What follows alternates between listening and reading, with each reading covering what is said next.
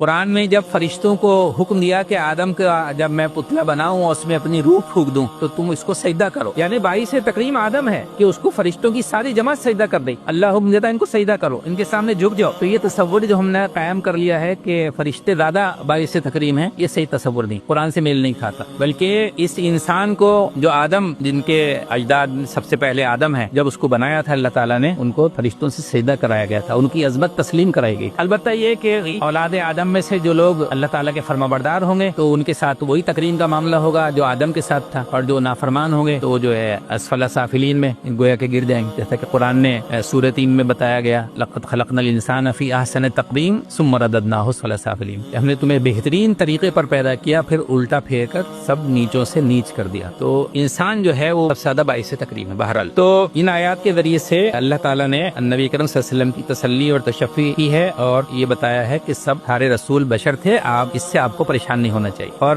بشر ہی بشر انسانوں کا جو ہے ماڈل ہو سکتا ہے۔